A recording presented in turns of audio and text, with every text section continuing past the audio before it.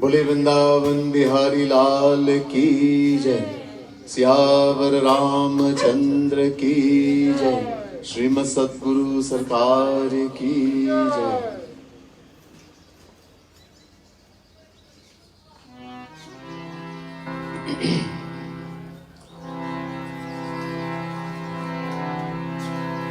अज्ञानतिमिरान्धस्य ज्ञानाञ्जनशलाकया चक्षुरुन्मीलितं येन तस्मै श्री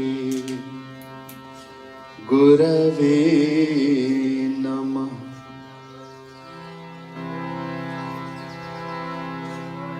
यस्यैकनिःश्वसितकालमथावलम्ब्य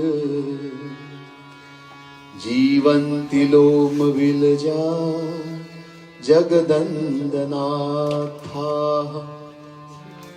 विष्णुर्महास इह यस्य कलाविशेषो गोविन्दमारिपुरुषं तमहं भजामि। नमः कमलनाभाय,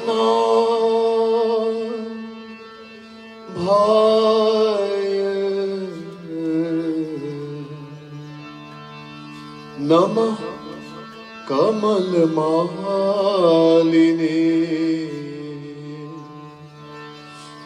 नमः कमलपादाय,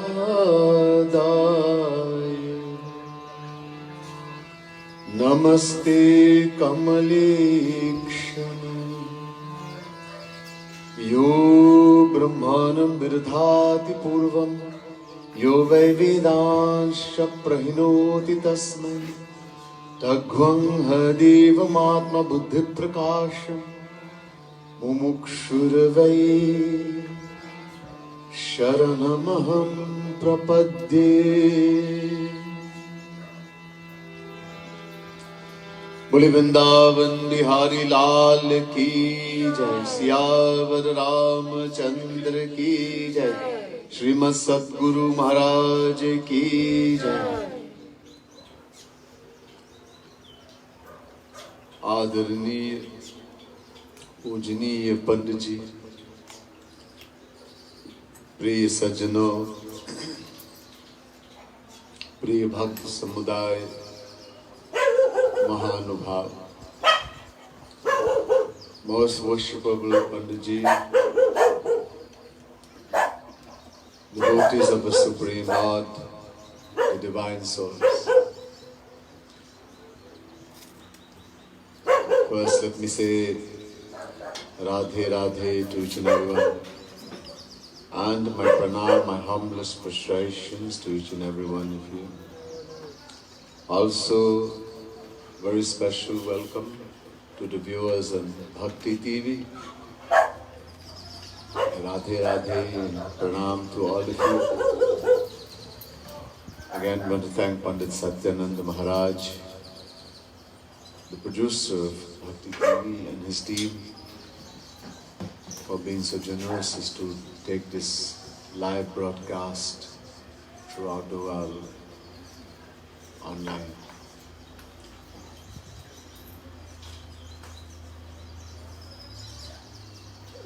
We have been discussing throughout this visit to Trinidad Navadha Bhakti, ninefold devotion. Before we go into that, we'll do some chanting of the divine name of the Lord as one of the Bhakti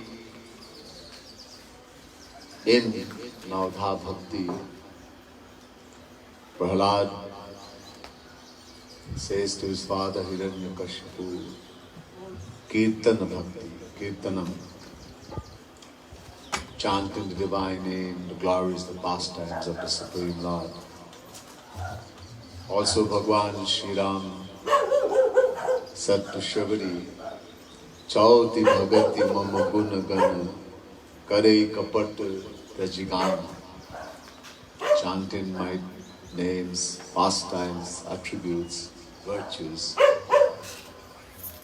without any deception, fraud, with a simplicity in mind and heart.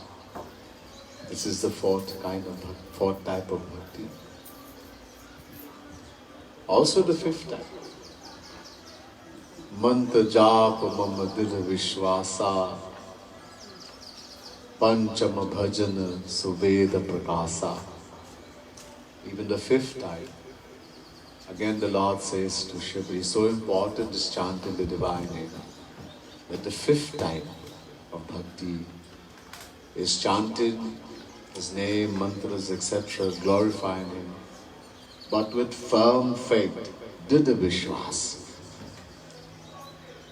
This is revealed as the fifth type of bhakti in the Vedas also.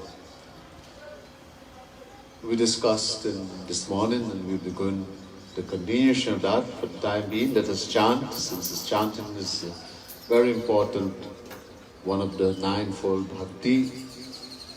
So in the books you have a very beautiful Kirtan written by Jagat Guru Tam Shri Kripalu Mahaprabhu. As Shri Krishna says, as Bhagavan says, chant my name, my virtues, my glories with a very simple heart, love in heart. This beautiful Kirtan says, Mero pyaro pyaro murali walo, japar kaam karo ranavaro. My Shri Krishna, my supreme beloved Lord, is so beautiful, so loving. He is so beautiful that even uncountable Kamdevs, the beauty of uncountable Kamdevs combined, cannot come close. Mor mukut pitambar dharo, chal alamast chal matavaro. Shri Krishna wears the Mor mukut, peacock feather in his crown. He wears the yellow clothes, pitambar, and his walk is very intoxicating. Shukh sandkadik to kaha pyaro, iktak lakta samadhi bisaro. Great Paramhans, Sanakadik, Sanak, Sanana, Sanatan, Sanak Kumar, Shukadev, Paramhans, etc. They came out of their samadhi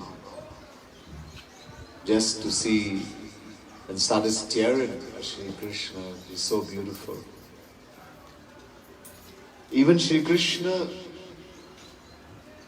seeing his own reflection, he's become so enamored by his own beauty that he's thinking, if I was Radharani, I will embrace myself. Atirasa bhare naina ratanare. And so his eyes has a reddish complexion, filled with divine love. And even Shivji comes out of his samadhi to have a glimpse of his beauty, his divine form, etc. So we'll sing this beautiful bhajan.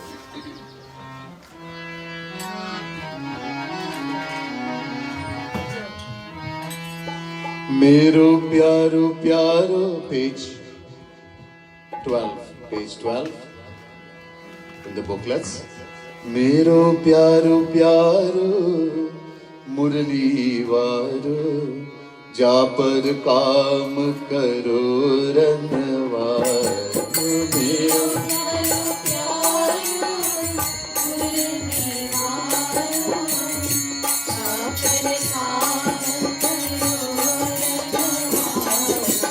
मोर मुकुट पीतांबर धारो, चल अलमस्त चाल मतवारो।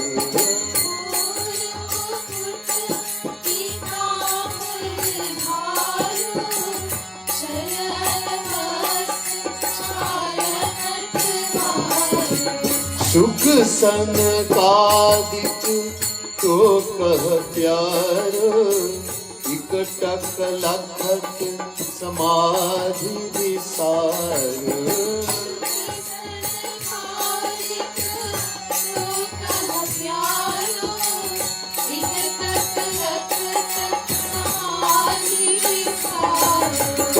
निज छवि लखी मन सोचत प्यारो उर लगाओ राधा तनु धारो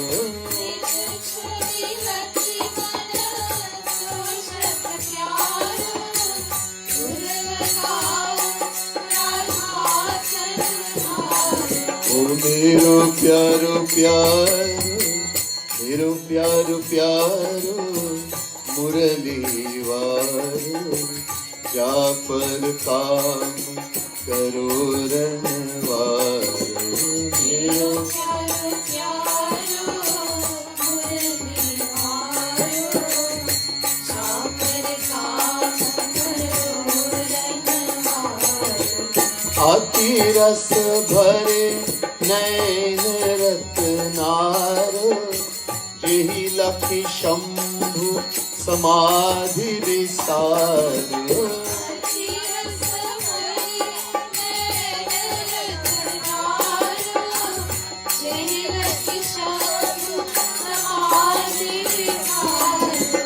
गंडक वन मुनि गण लख प्यारो वर मांग्यो पति बनहु हमारो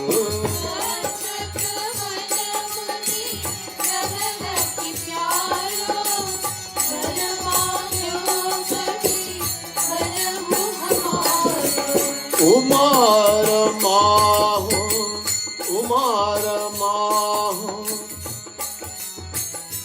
उमार माहू जब लख प्यारो निज पाते व्रत धर्म विसारो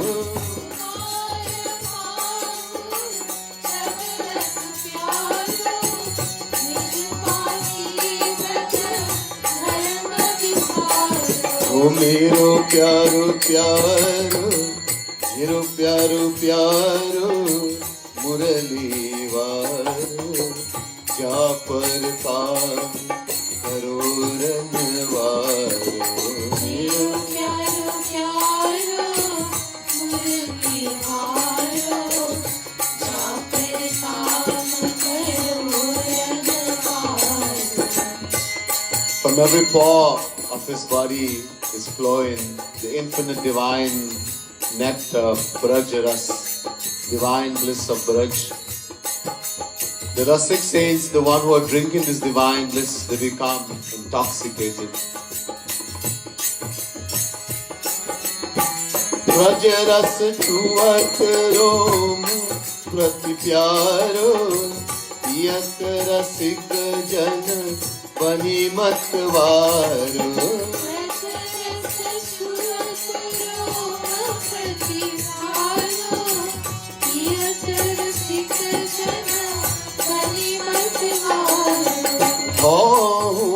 चाह सोई ब्रज रस प्यारो तव ब्रज मह गोपी तन धारो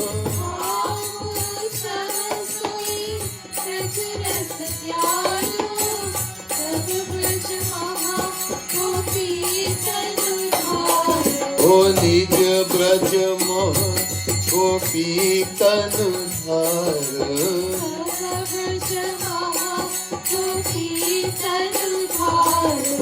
मेरो प्यारो प्यारो मेरो प्यारो प्यारो मुरली वारो जा पर काम करो रनवारो मेरो प्यारो प्यारो मुरली वारो जा पर काम करो रनवारो सब प्राणी निज प्राण ही प्यारो पै प्रियतम प्राण होते प्यारो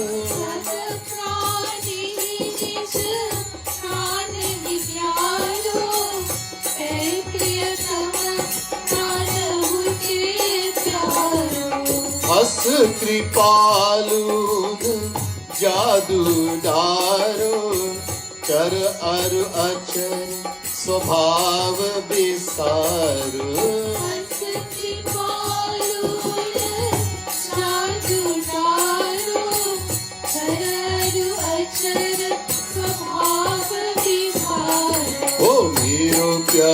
प्यारो हेरो प्यारो प्यारो मुरली वारो क्या पर काम करो रनवारो मेरो प्यारो प्यारो मुरली वारो चापर काम करो रनवारो।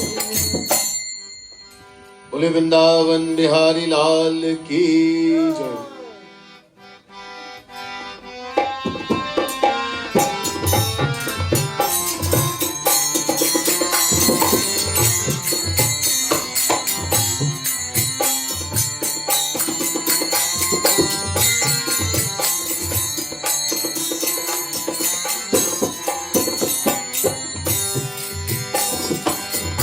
मंत्र जाप मोम गृध विश्वासा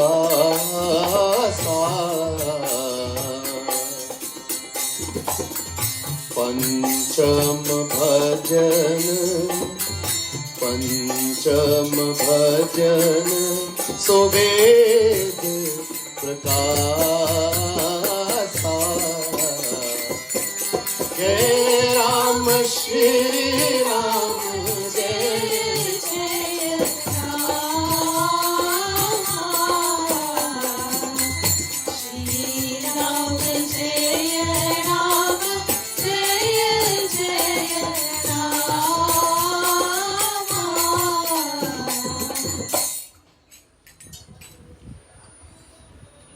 मंत्र जाप मम दृढ़ विश्वासा Pancham Bhajan Suved Prakasa.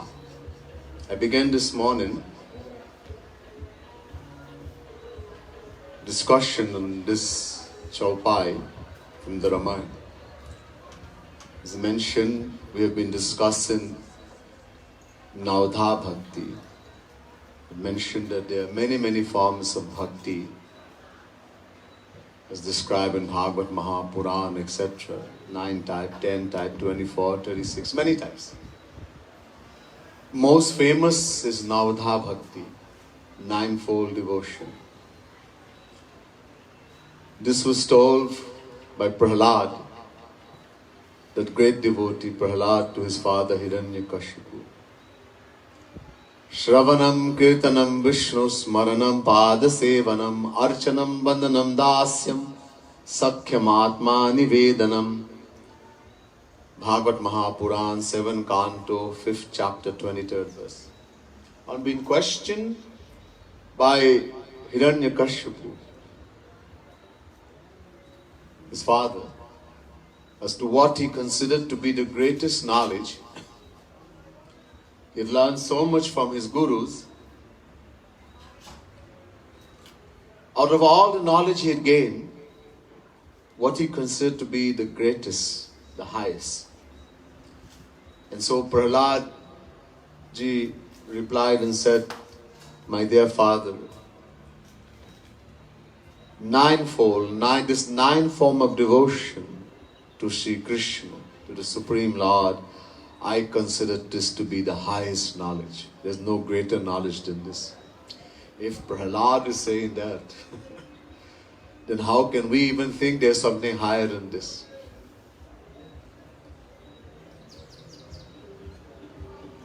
Bhagwan Sri Ram also outlined in a little different way Navadha Bhakti to his great devotee Shavari. Navadha Bhagati kahu tohi pahi, Savadhan sunu dharu man mahi. Oh Shavari, because I love you so much, you're so dear to me, I'm going to tell you my highest secret, the greatest knowledge, my Navadha Bhakti, my nine forms of worship in me. So be very alert, very attentive. Focus your mind completely on me alone, on the Lord alone, and listen very carefully. And we went on. The first type, to have the association of the saints, the true saint, the Let God realize souls. Secondly, to acquire rati, this comes through the association of the saint. Do sarirati mama katha prasanga. To have love, genuine love for listening to the divine glories, pastimes, philosophy of the Lord. Guru pada pankaj seva tisari bhakti amar. Third devotee, to serve and worship the lotus feet of the saints who are God personified, when in detail showing that there's no difference between God and the true saint, the true Guru. Even Sri Krishna tells us in Gita, in Bhagavad, and also the Vedas that that saint, the true Guru, one has to be seen as God personified and worshipped like that. Number 4, Chauti Bhagati Mama Guna Gana Kare Kapat Tajigan. The 4th type, chanting the divine names, qualities, pastimes of the Lord, giving up all deceitfulness, all desire to show off, desire for showing. In other words, simply with love, offering us your love to the Lord, to please Him only.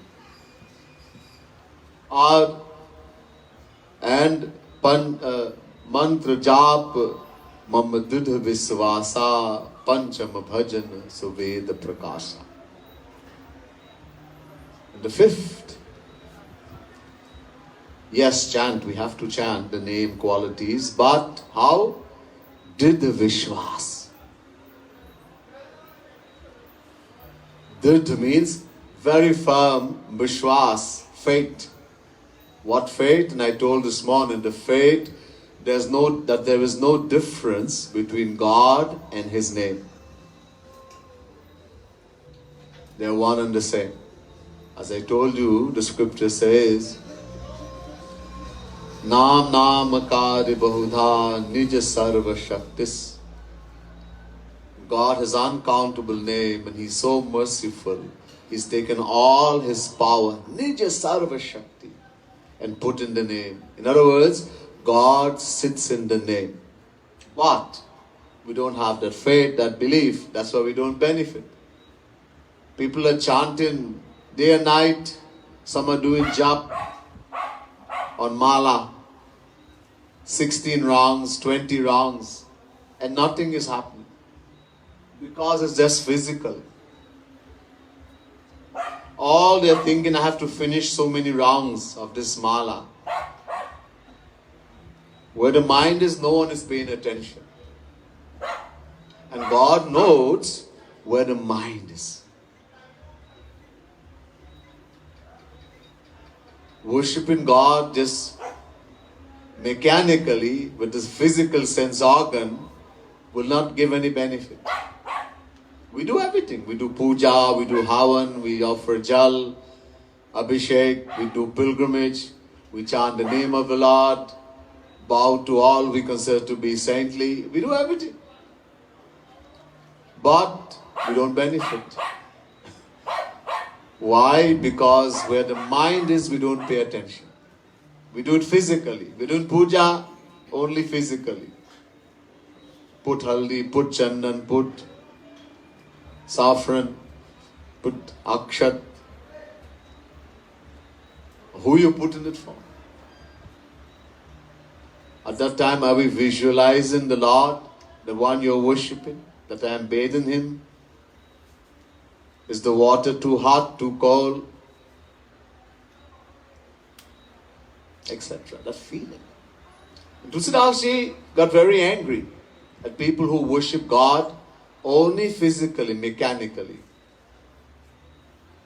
He faatahu footahu nayan aur jarahu sutan ke hi kaam dravai shravai pulkai nahi tulasi sumirat ram. Tulsidas Maharaj, he says, you're doing puja, you're singing God's name, you're doing devotion, you're doing some form of thing towards God, and dravai, the heart doesn't melt with love while taking His name, that heart should be ripped apart. Here, Partam. Shravahi, tears does not flow from the eyes of love. So, Putahu Nayan, those eyes should be bursted. Or Pulakai, the pause in the body doesn't raise on ends. Goosebump. Then that body should be burned to ashes. I told you the same thing is also said in Bhagavad Mahapuran. Tadashmasaram hridayam batedam yad grihyamanai harinamadheyaihi navikriyetat yada vikaro netre jalam gataruheshu harsha. Bhagavad Mahapuran, 2nd Canto, 3rd chapter, 24th verse. The Bhagavad says someone is chanting God's name, Harinam. He is thinking about God, worshipping God, and tears doesn't come from the eyes, flow.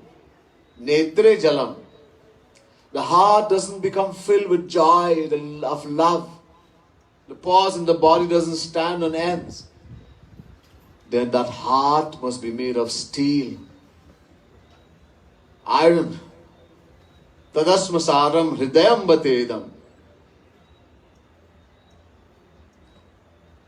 So I told you, tears are compulsory in devotion, in worshiping God. This my Guru, Jagat Guru Tam Shri Kripalu Mahaprabhu, always laid emphasis. He used to say, or says, without tears, without crying, without tears for God, there's no bhakti. And I showed you the reason, right? Why do we have to shed tears? Because God has a condition for knowing Him. Bhagwan Shri Ram says to Sugriv, Nirmal man jan so mohi pawa mohi kapat chal chidra na bhava. When Vibhishan had come to the shelter of Bhagwan Shri Ram, been kicked out by Ravan, everyone seen Vibhishan, knowing him to be the brother of Ravan. He's a spy. He's an enemy, a crook. Tie him up. Put him in chains, throw him in jail. Bhagwan Shri Ram started to laugh and smile. He said, Sugriv, listen to me. Only those who are pure in heart, pure mind, Nirmalaman, can know me, see me, attain me. I cannot tolerate deception, deceit, fraud. In other words, to see God, to experience God in any way, the heart has to become completely pure. No greed, no anger, no jealousy, no hatred. Free from Maya. This is his condition. Bhagwan says, this is my condition. I don't like that condition, then argue with him. And how are we going to make the heart, the mind pure? So I told you, Bhagwan Shri Krishna tells Uddhav in Bhagavad Mahapuran how to make the heart, the mind pure. Yathagni he mamalam jahati dhmatam punah svam bhajate charupam atma cha karma anushayam vidhuya mad bhakti yogena bhajatyatho. Bhagavad Mahapuran, 11 Canto, 14 chapter, 25th verse. Shri Krishna says, Uddhav, just as gold, when heated in fire, becomes purified of its dirt, impurities, glows and attains its pure form. In the same way, only when someone sheds tears of selfless love for God is the heart, the mind purified. Shedding tears of selfless love for the Lord. Again he says, Yatha yathatma parimijyate sau mat punya gatha shravana bhidhanai Tatha tatha pashyati vastu sukshmam chakshur yathaivanjana samprayuktam. Bhagavad Mahapuran, 11 Canto, 14th chapter, 26th verse.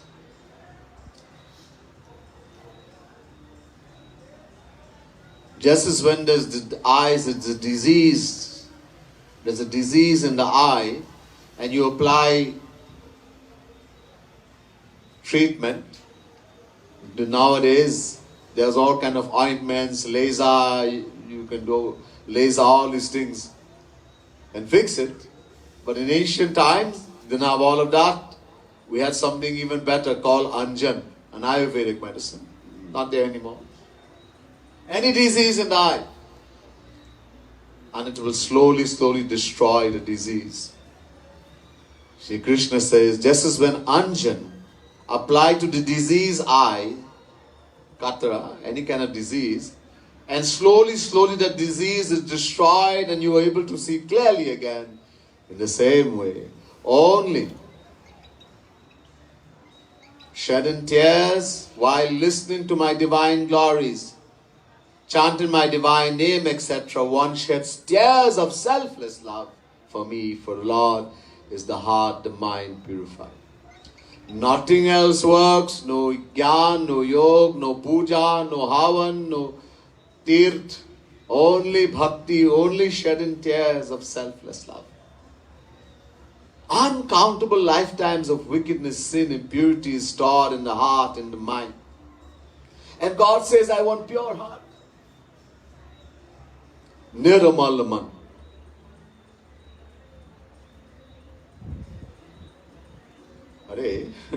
That is Sanatana Dharma. The Bible says also, blessed are the pure in heart, for they shall see God.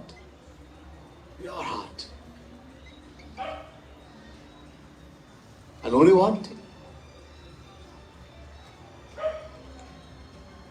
And I mentioned this morning, a lot of people cry, especially ladies, they cry for anything.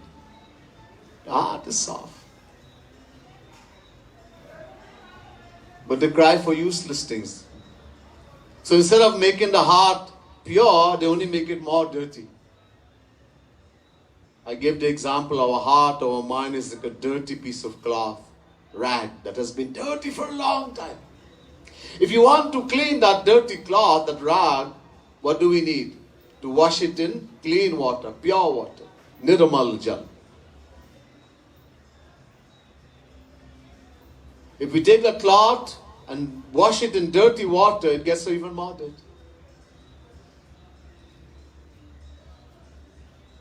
So the pure water, the Nirmal Jal, is to Hari, Guru, God and the saint who is God personified.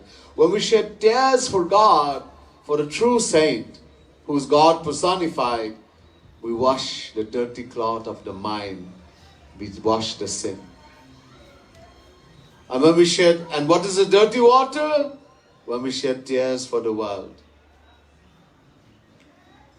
Any tear we shed for the world, whether it's because someone has told us something, someone scolded us, insulted us, or something happened to someone we are very attached to in the world, any tear in the world makes the heart even more dirty. Sometimes, some people have a little bit of devotion. They go to mandir, they go to a saint, they think about the saint, they think about God, and tears comes to the eyes. Bhajan and kirtan is going on and tears flows. It's good. But then something happened in the world and they shed tears there also. So you work very hard for $10 and you spend 100. You go backwards. So that's very bad. So as I said, sometimes the mind is like a house fly. The house fly sits in the dirtiest place. It's called a makhi. It sits in the dirtiest place, in the filthiest, and it sits in the best place also. So they shed tears for the world and they shed tears for God and Guru also. The mind has to be made like the madhumakhi. Not makhi, madhumakhi means the honeybee. The honeybee will never sit in the dirty place. It's only in the clean, the pure place, the sweet smelling flower. We have to shed tears only for God and the saint who is God personified. These tears that we have, this is one of the most valuable things that God has given to us, and we waste it. Crying for the world.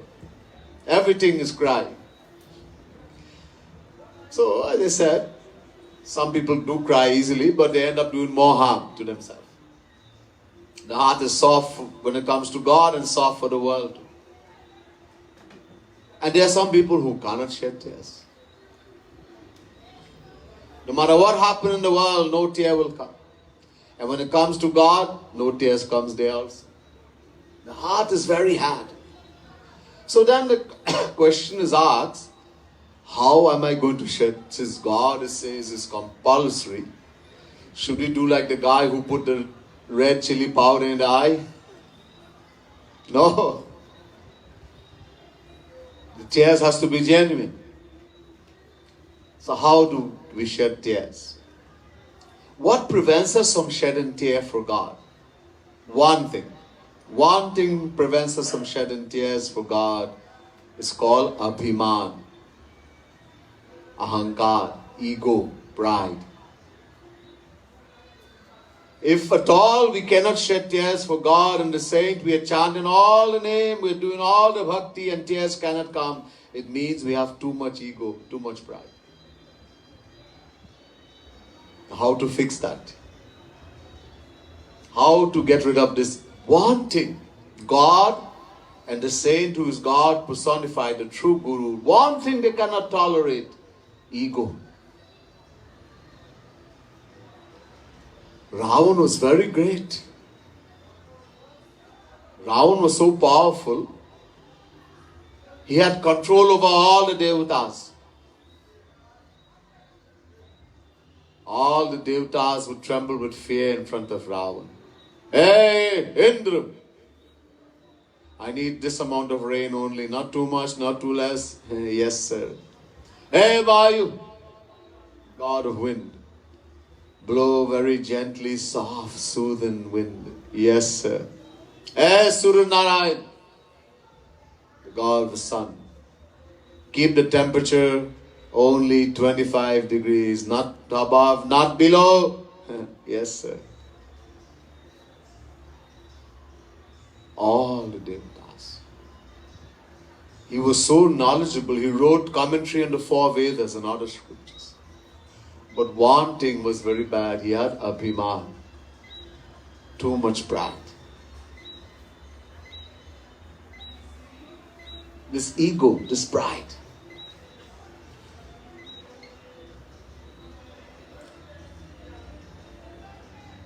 So, if we want to uplift spiritually, if we want to get close to God, I told you God has special names. When He comes in the world, not in Golok. In Golok He is called Bhakta Vatsal, the one who loves his devotees, who protects his devotee. We are no devotee. Devotee means one who loves God and nothing else, only Bhagwan. But Bhakta Prahlad, Bhakta Hanuman, these are Bhakt. We call ourselves devotee, but that's not the fact. When we hear these names, we are scared. We're not there. So will He have nothing to do with me? No. When He comes in the world, He has special names. Dina Bandhu, the friend of the fallen, the destitute. Dina Nath, the friend of the humble, the destitute, the fallen. The Lord, Dinanath, not Lord. Patita Pavan, the purifier of the sinful, the lover of the sinful soul. And that's what we are. We are fallen, we are sinful, we are destitute. So when we hear these names, hope comes in our heart. These are very special names for us. It also shows that God loves humility. He loves humility. As long as we have pride, abhiman, ego, you may know a lot of Ved mantras, you may know everything, but you cannot go to God. You cannot bring, love cannot come. You cannot be humble. And this is the foundation. I told you Gaurang Mahaprabhu, descension of Radha Krishna in the 15th century. He left 8 Sanskrit verses only. The very first verse. Trinadapi sunichena tarodapi sahishnuna amanina manadena kirtaniya sada hari. I already went a little bit detailed, but in a different context. So many different contexts we can use it. Gaurang Mahaprabhu says, you want to get close to God. You want to become a true devotee, a spiritual, not a religious person, a spiritual person. There's a big difference between religious person and spiritual. Religious, every day he's going mandir, every day he's going to the church, knows the Bible by heart, the Quran, the Ved by heart. But the saint, closer to the church and further from God. His head is filled with abhiman, pride. That's religious. Spiritual means there's love. May not have any idea, doesn't even know one mantra, doesn't even know Tvameva Mata. Shabari didn't know any mantra. What mantra does Shabari know? Dhanna Jat. So many devotees. And they attained God. All they had was love, was faith. That's all they had. So, the first thing, if you want to be a true spiritual person, true devotee, Trinadapi suni chena. One has to become humbler than a blade of grass. Dinata. Humility is a foundation of devotion. This is what you're going to build your devotion, your bhakti, your spirituality on. Without a foundation, you cannot build a bhakti. If you build a house, you're building a house, and you don't have you don't put a foundation, little wind calm will blow the house down, will smash it. First you put a strong foundation, a big hurricane comes, no problem. So foundation, this is the Adhara Shila. We have to start from here. If you truly want to be spiritual, then humility is compulsory. They said, even the Bible, God resisted the proud but gave it unto the humble. Humble yourselves with the mighty hands of God. Everywhere, every scripture tells us that God loves humility. Every religion. He does not tolerate, he does not like the thing called pride. Ego. Abhiman. The very first time. And I think there's a reason about this also too. Look, what makes someone humble? When you realize that the true nature of the mind, not the soul, Atma is pure. Chetana Amala Sahaj Sukrasi. That's the nature of the Atma, the soul. Ishwara Ansha Jiva Avinasi. Chetana Amala. Amal means pure. But it's covered by Maya, by a sheet. So the mind, which is the actual performer of the action, is very dirty. We have to make that mind pure. The mind has to become humble in our mind, our intellect. We have to take out the pride, the abhiman. So if I realize the nature that this I have been committing on, people say, I cannot think myself to be a sinner, a most fallen soul. I never cursed anyone. I never beat anyone, physically beat them up. I never stole from anyone. I didn't kill anyone, etc., etc. And I've seen people who drink alcohol, smoke weed, they do all the wrong things. I've done that now. So I can't think of myself as a sinner.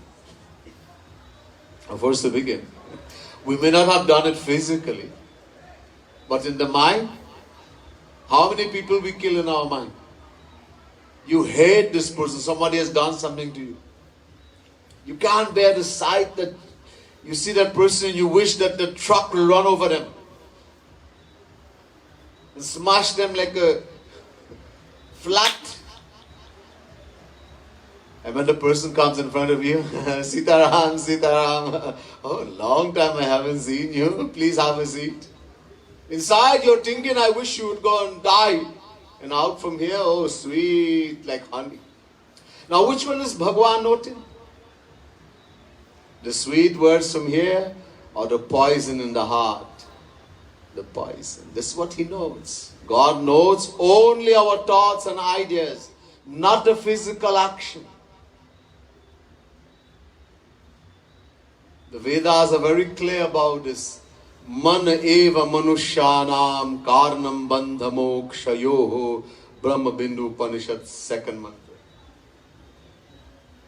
Satyayani Upanishad also, first mantra. Narad Puran also, Narad Pancharatta, many scriptures. Man ev, man, mind, ev, alone. Manushyanam, human beings. Karan is the cause, bandhan of bondage, moksha, liberation. The mind alone. In the whole Gita, Shri Krishna is only telling Arjuna about the mind, the mind, the mind. Look at all bhajans written by saints. Everywhere, Hare Man, they address the mind. Because the mind is the doer. Bhakti is done with the mind. Main thing is the mind. The sense organs are helpers. Use the hand to clap, the tongue to chant, the ears to listen to the divine glories, the eyes to look at the divine murti, etc. The feet to go to His divine pilgrimage. But most important, the mind.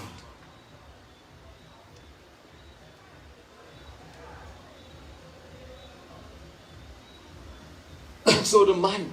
So everything, and we're thinking wrong thoughts every moment. Number one. That means we are gross sinners.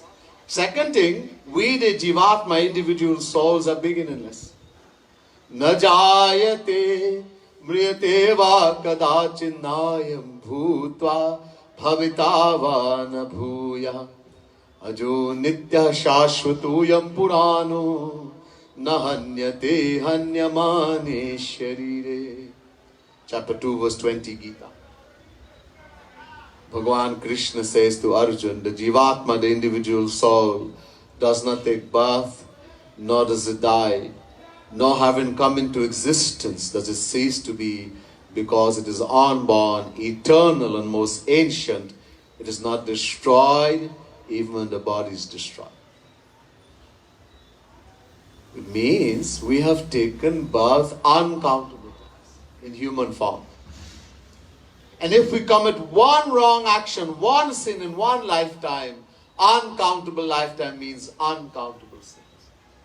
And that's all stored in the heart and the mind as sanchit pap. Second thing. Third thing. What is the definition of pap and punya? Pap, wrong action, sinful action. Punya, good action. Dharma. How do we define? We think we know. Everybody have their own definition when it comes to what is right and what is wrong. Let's hear what the scripture says, what God says. Man nimitam kritam papam mad dharma cha kalpate mamanahritya dharmopi papam syan mat prabhavata. Padma Puran. God is saying. Mama nimit. Man nimittam, mama nimit. Kritam papa. God is saying, you may do a papa, a sin. What is done for Bhagavan? Something you want to do for God, but somebody has opposition.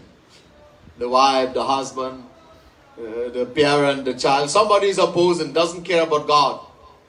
So you tell a little lie. Oh, I'm going to do this, but actually you're doing for God. Is this it? What has been done for God? God says that is a dharma. Bhagavan is saying, man nimittam kritam papam mad dharmaya cha kalpate. For me, that is dharma. Righteous action. Or mamana hritta dharmopi. Mamana, not for me. You can do the greatest dharma, but it's not for Bhagavan, not for God. To papam syanmat prabhavata. The Lord says that is a sin, pap. Now, in 24 hours of a day, how many time we spend thinking favorably about God? If we think about this definition carefully, we'll see that we are all gross sinners. Then how come we cannot think that I am treating... Our mind, instead of thinking all the time about God and lovingly chanting His name, is engrossed in the world as to where should I go, what to eat, what to drink, what to see. It shows how dirty the mind is.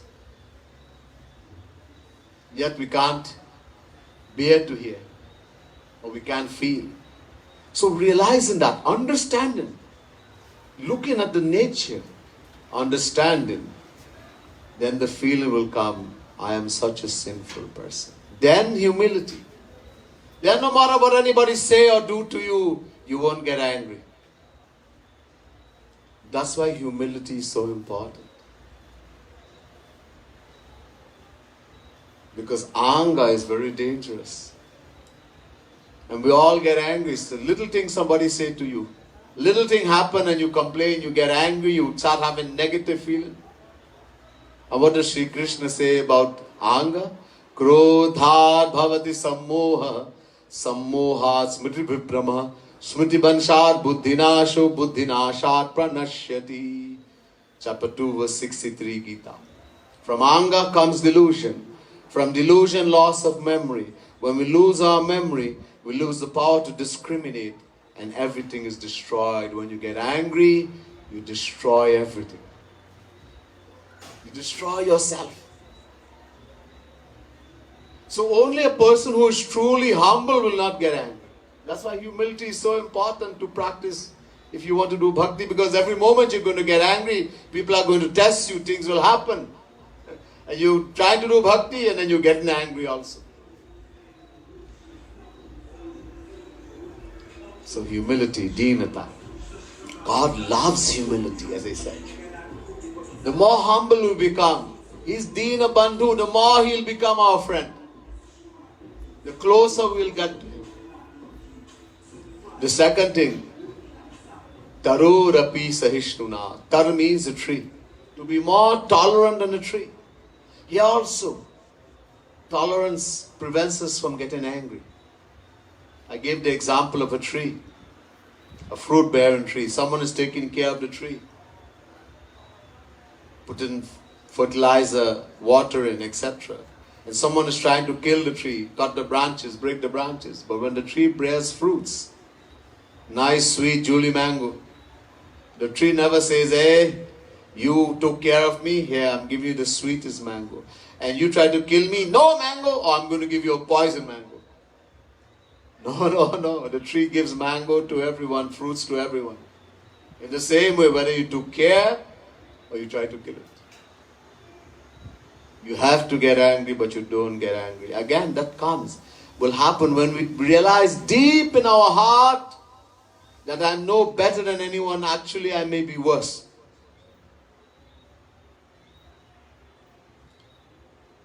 Why do we look down on others and why do we keep complaining and we find faults in everybody? Because I'm better than you. The mere fact that you're finding fault, your thinking is very subtle. I am better than you.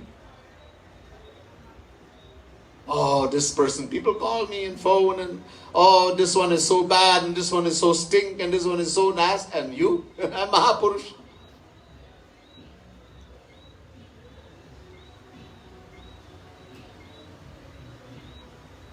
One of the most dangerous thing we can do, find fault. Bhagwan Shri Ram says to Shabari,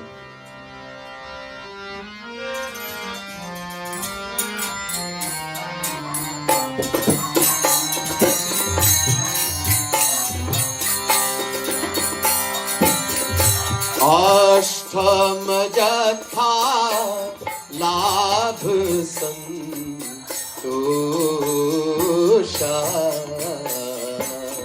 sapne ho nahi dekhahi pardosha Jai Ram Shri Ram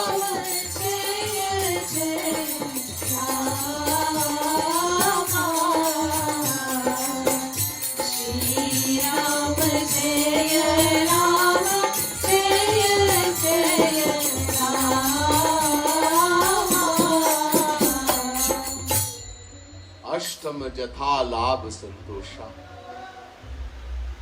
Bhagwan says to Shabari, oh Shabari, the 8th type of devotion is to be contented, whether in gain or loss.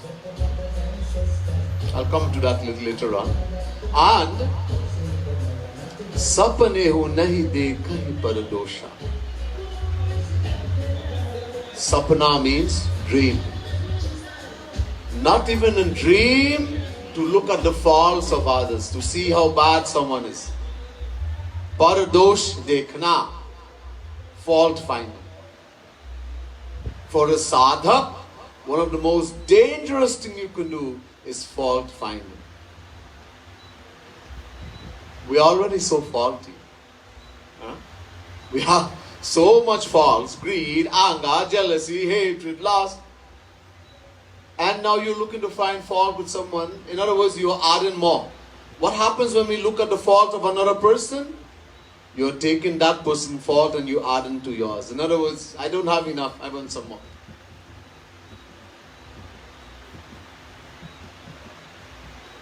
That's why it's so dangerous.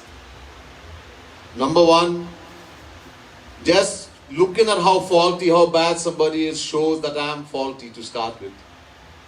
And secondly, the pride has come that I am better than you.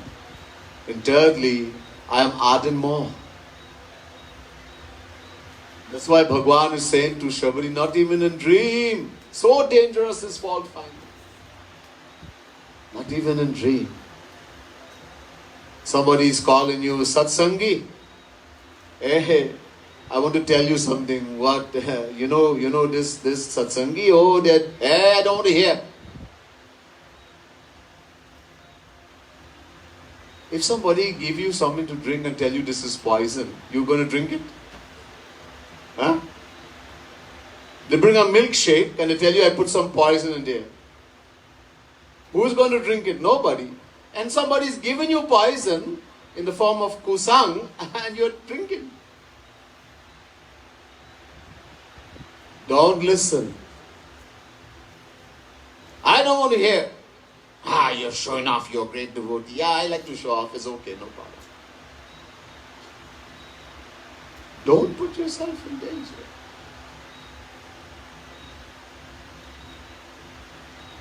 So the humility will bring the tears. The humility. That I am the most fallen, the most sinful. Realizing that. Plus, it will keep you from getting affected by things. Things are going to happen. This is the world. People are going to say things, do things. Things will happen in the world. You can't stop it. But it should not affect you. We can't change the world. We can change how the world affects us. No, this is the Kali Yuga and it's going to get worse. It's just the beginning. You think you're going to make it Satyu? What do you expect? Everybody to behave like a saint and you are the greatest sinner? Oh, I don't like how this one behave. I don't like how that one behave. And how do you behave? There's a saying in Trinidad, the monkey does not see its own tail. In other words, we don't see our own faults, we can see everybody else's. Yeah, as long as we are under Maya, Kag Basundaji says to Guruji Maharaj,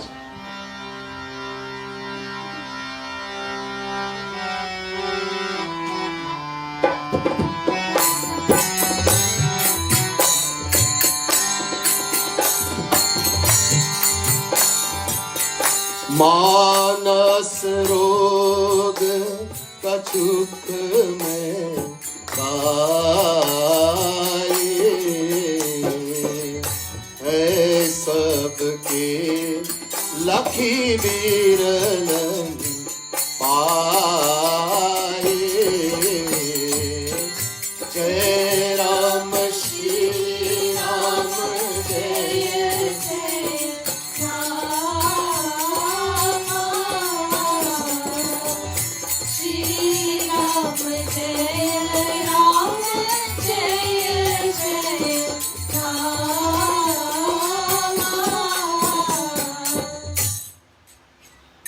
in the Sapta Prashna, there's a very famous katha in the Ramayana called Sapta Prashna. Kag Basundaji Maharaj is being questioned by Guruji. He asked 7 very important questions. One was the diseases of the mind, the Manas Roga. And he went on and described many: greed, anger, jealousy, hatred, lust, many. And he says, Manasa Roga Kachuk Mai Gaye. Hey Guruji Maharaj, there are many diseases of the mind. I've told you only a few. Kachuk Mai Gaye. Oh, hey, sabke. Listen carefully. Kag Basundaji is saying, everyone has all the diseases of the mind. Hey, sabke. I don't care what Kag Basundaji say. I'm not jealous. I'm not selfish. So are you saying? I just get a little angry. If one is there, all will be there. Because the mother of all the diseases of the mind is Maya. And as long as Maya is there, all of them will be there. Some less, some more. Some people get angry, more angry, some get less, some are more selfish, some that's different. But all are there. Only when Maya goes, all will go. She's the mother. So, hai sabke, everyone has all of them. But, biralanhi lucky biralanhi paaye. It is extremely difficult for the worldly soul to see how bad we are, to see the diseases of our mind. We can find everybody else, but our own, very difficult. Why? That thing I told you about, ego, ahankara, bhima. Our ego, our pride prevents us from seeing how bad we are. And the more ego we have, the more we think I am great, I am better than everybody. You may not say it, but you feel it.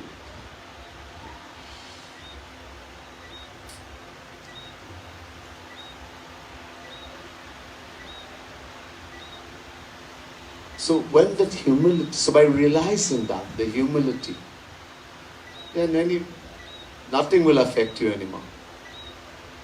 The world has to be like how it is. You can't change it. If anybody can change this world, it's Bhagwan. And Bhagwan will not change it. It has to run its course. There have been uncountable Kali Yuga. It's not the first one. And all this happens in every Kali Yuga. Kag Basundi,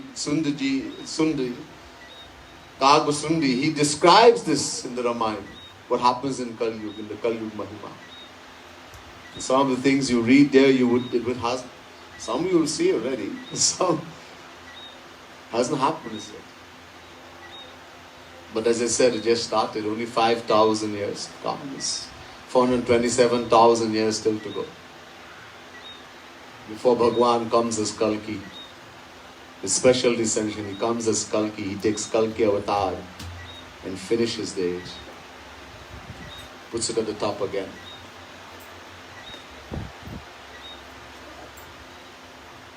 So I can't change the world. It's useless trying. Waste time, energy. Change me. Change how the world can affect me. That I can change, that I have control over. And that's what we have to work on. So to be humbler than a blade of grass, to be more tolerant than a tree, a fruit-bearing tree. Amanina manadi. I told you last night or yesterday, I think, that man means respect. Amanina, the absence of desire for name and fame, for respect. You can give everything and still feel I have given nothing. No, as I told you, the best daan, charity, we have to do daan. Daan is the only principle, the only dharma that remains in Kali Yuga. Chari pragat par dharma ke. Pragat chari. हाँ, सुनो दोहा.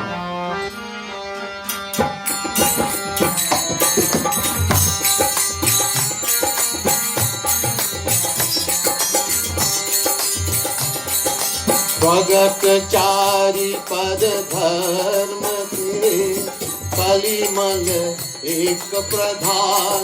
हो रामा कलिमल एक प्रधान. केन केन विधि दीनेउ दान करे कल्याण. हो रामा दान करे कल्याण. सियावर रामचंद्र पर जय शरणम.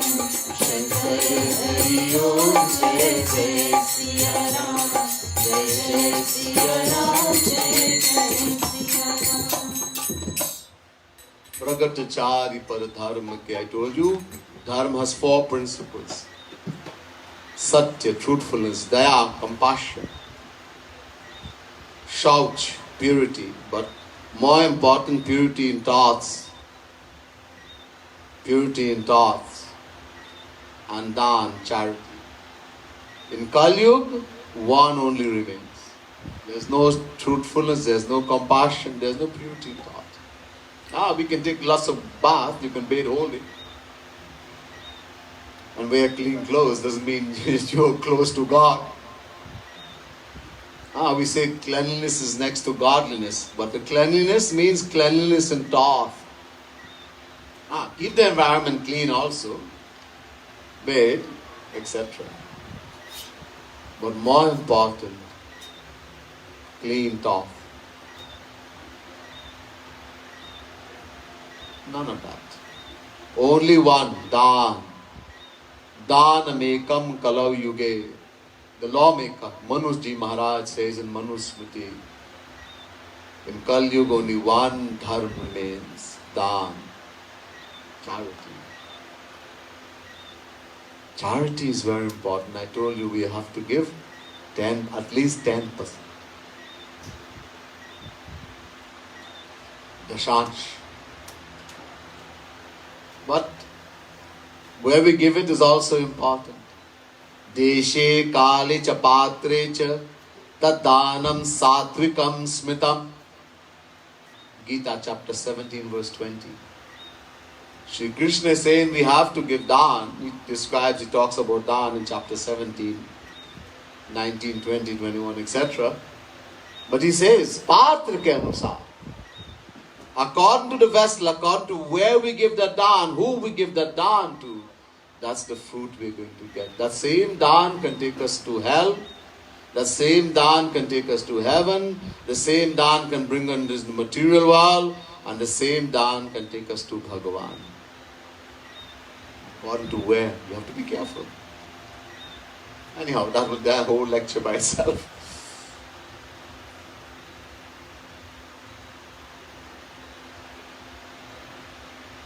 And look, nothing belongs to us. Everything belongs to God. So why have the abhiman, the pride that I can give anything? Give everything and still feel I have given nothing. That's where we get from. When you give more than the 10% that we owe to Bhagavan. When you give more than that, that goes in our spiritual bank and multiplies and comes back as well to us, besides giving divine benefit. That's how we get wealth. Someone is working so hard, they may have 3-4 jobs, and yet they don't have any money when the month comes. They're in debt. And somebody is not doing anything, he's a billionaire. Because he gave a lot of daan in the past life. He's not doing the right thing now, he'll get the benefit, don't worry about it. You did not give, so where are you going to get from? Oh bhaiya, what is wrong with Bhagwan? He's so unjust. I have my kids, they are starving, and my wife and I don't have even a meal. And look at my neighbor, and so much he's throwing away food. Yeah, bhaiya, it looks like an injustice. God is not unjust. God is very just. Did you know what you did in the past? My money, I'm not giving 1 cent to anyone. So hold on to it. Hold on to it. First thing is not even yours. And the debt you owe to God for getting so much things free, the wind, the sun, the rain, all is free. We don't pay a cent for it. The human body, all is vegetable, all these things we eat, free. God asks, He says, okay, for all the debt you owe to me, all I ask is 10%. We refused. That's the debt we owe. When we give it, we don't get anything. You don't give it, you get punishment here, and the hereafter you have to go to hell, etc. And then the worst part, the next lifetime when you are born in human birth, daridata, the punishment for not giving daan, charity, you'll be born very poor. Then don't blame anyone. You start cursing Bhagwan and oh Bhagwan, I don't believe in any Bhagwan. You don't need to commit more sin. More power. This is where it comes from. We don't, to say the more you give, the more you will get. That's a true saying. We don't understand, we don't realize. This is Sanatana Dharma philosophy. But we don't know. Don't worry when you give, what's going to happen to me? Of course, make sure you give in the right place. Because if you give it to the wrong person and he misuses it, this guy is begging and he's on drugs and you give him this thing and he go and buy more drugs and he kills someone, part of the punishment is yours. Find out. Don't just give like that.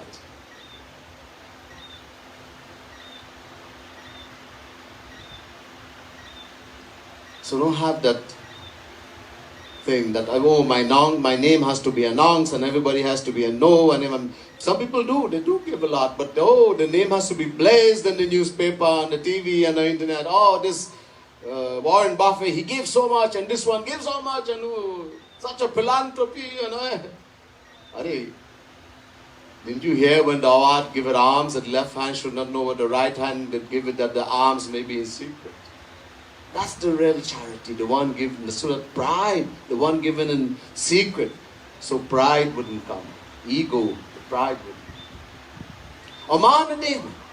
Give respect to all. I mentioned, seeing God in everyone. Don't see high and low. Give respect to everyone. You have to practice this. So, the humility will bring the tears. The pride, the only thing that prevents us from shedding tears is pride. The more humble you become, the more you will shed tears, the more the heart will purify. And the closer we'll get to Bhagwan, then we will really become His friend. We'll become Radharani's friend, Shri Krishna's friend. We'll get closer. So, and I mentioned Ashtama Jatha Labha Santosha.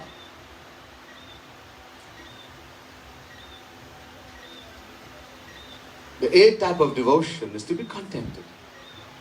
Don't keep thinking this will make me happy and that will make me happy.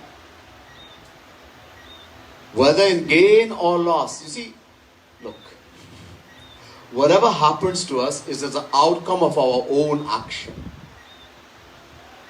God gives the fruit, but it is determined by the action we perform.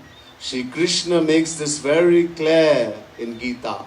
Karmanyevadhikaraste ma phaleshu kadachana ma karma phala hetu bhur ma te sangostva karmani. Chapter 2 verse 47 Gita. Shri Krishna says, look, I give you the right to perform action. Karm karne ka adhikar sabko de. In other words, He gives us free will. Do whatever you want. Do good, do bad, do mixture. God doesn't command us. He tells us in the scriptures that if you do this kind of action, you will get this kind of fruit. You do that kind of action, you will get that kind of fruit. These are His law books. This Gita, Ramayana, Bhagavad, Ved, these are Bhagwan's law books. But He doesn't say you have to do this or have to do that. You're free. He gives us freedom to action, but He does not give us freedom to the fruit. He reserves that right to determine which fruit we will get. If we were given that right also, then we'll do everything wrong and we'll demand good fruits. Bhagavan says, no. There is no one as just as Bhagavan. Samoham sarva bhuteshu name dveshyosti na priyaha. Chapter 9 verse 29 Gita. Shri Krishna makes it very clear. Neither is anyone hateful to me, He says, nor do I love anyone. Nor is anyone dear to me. I look at everyone equally, Samadarshi. In other words, He is the Supreme Court Judge. And in the world, they are Supreme Court Judge too. They are judges. But they make mistakes. They are worldly. If someone commits a crime and he can get a good lawyer, he has a lot of money, he can go free. It happens. Many times the guy who actually commits the crime goes free and the one who didn't do anything, innocent, he gets hanged. It's happened. Because judge is not all-knowing. And people can get false witness, etc. You can buy witness. But God says, I don't need any witness. Bhagavan doesn't say, okay, this saint is going to be my witness, and this one is going to come and be the judge, and this is going to be the lawyer. Bhagavan is a lawyer, Bhagavan is the witness, Bhagavan is the judge. Eko deva sarva bhuteshu gudha sarva vyapi sarva bhutantaratma karma dhyaksha sarva lokadivasa sakshi cheta kevalo nirgunascha. Shvetashvatara Upanishad chapter 6 verse 11. God resides in each and every particle of the world. He is sitting in the heart of all living beings. He is a witness, Sakshi. He doesn't need any witness. That you have to come and call a witness. He is sitting in the heart and taking note every moment. And He makes the judgment. So He reserves the right. So if you do all the wrong action and He gives you all the wrong fruit, bad fruit, then why complain? You never did even one good thing. And then you complain. What kind of Bhagwan? Look, everybody has feet, He didn't give me any feet. Everybody has hand, He didn't give me any hand. Everybody can see, He made me blind. It's all the fruit of your action, Bhaiya. There are scriptures that tells us, like Garud Puran, what kind of sin you have committed and what kind of punishment you will get. It's written clearly. Of course, we are scared to hear those. If I were to start reading Garud Puran tomorrow, nobody wants to come. Why? I'm scared. Because we know we do so much wrong things. And we'll get punishment. He is the Supreme Court Judge. Not because He hates anyone or loves anyone. But this is His law. On the other hand, if you love Him, in one line, in the same verse He says, neither is anyone hateful to me, nor is anyone dear. I am a Supreme Court Judge. But in the next line He says, Ye bhajanti tumam bhaktya maite teshu chapyaham. I don't have favoritism in the first line. But in the second line, he says, but. Two means but. But, there's a subsection. That's the law. But there's a subsection. What is the subsection? Those who love me. Ye bhajanti. Mam bhaktya. Those who love me, who cherish me, above all. I do not see their faults anymore. I have favoritism. They are very dear to me. I live in them, they live in me.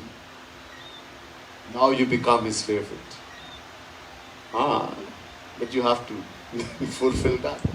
So now understanding that everything that happens to me is as an outcome of actions I have performed by the free will. What is destiny? Is destiny written in some book? In the stars in the sky? Is that where destiny is? Where does destiny come from? The scriptures tell us, Purva janma kritam karma tad daivamiti kathyate hitopadesh. Very clear. The actions I perform out of the free will that God has given to me in the past life, that becomes my destiny in this lifetime. And the actions I perform in this lifetime out of the free will that God has given to me becomes my destiny in the next lifetime. In other words, I am the maker of my destiny. Whatever I want to be is in my hands. Don't blame anyone. You blame the neighbor, you blame everybody. Neighbor, this one, that, Bhagwan. Nobody blames himself. We are the maker of our destiny. We cannot blame. So one who is a true devotee, who has true knowledge, understands, number one, these are fruits of my action, good and bad. And secondly, the one who is given the fruit, Shri Krishna says, I give the fruit. If I love Shri Krishna, then whatever fruit he gave, I will love it too. Is prasad, as prasad. This is a real prasad. So only a true bhakt, a true devotee, can practice the 8 type of devotion. I'm telling you. Because that devotee realizes, number one, whatever happens to me is an outcome of my action, even if the worst thing. And secondly, the one who is given the fruit is the one I love, Shri Krishna. Then if I love Shri Krishna, whatever he gives to me, I will love it. This is his prasad. Pyar mein kripa aur khar mein bhi kripa. Everything is kripa. For a devotee, everything is grace. Everything. But then you're a devotee. Then you know you're a devotee, that the worst thing happened, thank you Bhagavan. Jai ho, Jai ho. How many of us can do that? We claim to be devotee. Huh? I'll tell you a little kahani, not a kahani, an incident. Prahalad, right? I told you about Prahalad. You all know the katha of Prahalad. Prahalad only had one son. Prahalad was the ruler of the whole earth, the whole world. One king. And he had one son. And that son, that in those times, when the king would leave, the son becomes the automatic ruler. It passes down. One day, the son of Prahalad and the guru's son, they were having an argument. Actually, both saw a girl and they fell in love. So the thing came about, who is the one who can rightly claim that girl? Who has more rights? So the son of Prahalad was saying, I am the king's son, I have more rights. The guru said, I am the guru's son, I have more rights. So who's going to decide? Who's going to make judgment as to who is rightful? Who is the winner? And not only that, the one who is the winner is going to get the girl, and the one who loses is going to be hanged. This is the condition. So the Guru's son says, Prahalad is going to judge. But Prahlad, the son, Virochan said, if my father gives judgment and say that my son is the winner, then you can say that he is Pakshpat, he has his favoritism, is because his son. The Guru's son said, no, my father told me that Prahlad cannot be favoritism. He cannot take favoritism. He's a saint of the highest order. Impossible. Prahlad will give judgment. So the son of Prahlad said, okay. Both went before Prahlad. He was the king. And they put the condition and that who has more rights and who is the winner? Prahlad said, the son of the Guru has more rights. He is the winner. He smiled. You are the winner. And he smiled and he said, take this one, his son, take him and hang him. Smiling. Now imagine, one king, one son. And he is the rightful heir. And with the same smile that he said that the king, the son of the Guru is the winner, the same way he's smiling. Take him and hang him. Because there's no attachment. Because for Prahlad, everything is kripa, grace. Because Prahlad is a true bhakt, a devotee. Then the Guru's son said, hey, Roko, Dehro, wait a minute. I will have one more question. Prahlad said, Puchna, ask. Who is greater? Me, the Guru's son, or you, the king? Kaun hai bara? Prahlad said, Maharaj, the Guru's son is as worshipable to me as the Guru. You are greater than me. Okay? Then whatever I say, you have to accept. Prahlad said, sure. Your agya is my command. Your order is my command. Okay, let Virochan free. Let the son free. Let him free. Against the same way he was smiling, Prahlad said, okay, let him free. No change. That is bhakti. But that can only happen when you realize I'm the soul, the Atma. When you have that kind of love, then you're a bhakt. So this is a true devotee. So this thing we hear, is all katha story, but how to practice? Ashtama jatha labha santosha. That the eighth type of devotion is to be contented. Whether in gain or loss. Some of us, we pray to Bhagavan, we pray to Hanuman, and pray to Durga, and something happens, someone die, this is all, God is useless. Root out the Jandi, throw away everything, I am no longer a Hindu. I have changed my religion or something. We base it on how much we're going to get in the world. That's how we base devotion. We put it on the ring, how much God fulfills my desires. That's not bhakti. That's business. It's not bhakti. You don't even know what is bhakti. How else, no matter what happened, you'll be santosha. You'll be contented. It doesn't matter. Because all that matters to you is the Supreme Lord. It's much more. We'll hear more in the next discourse. Bole Vrindavan Bihari Lal ki jai. Srimad Sadguru Sarkar ki jai. Siyavar Ramchandra ki jai. Jai Jai Shri Radhe. Jai Jai Shri Radhe. Jai Jai Shri Radhe.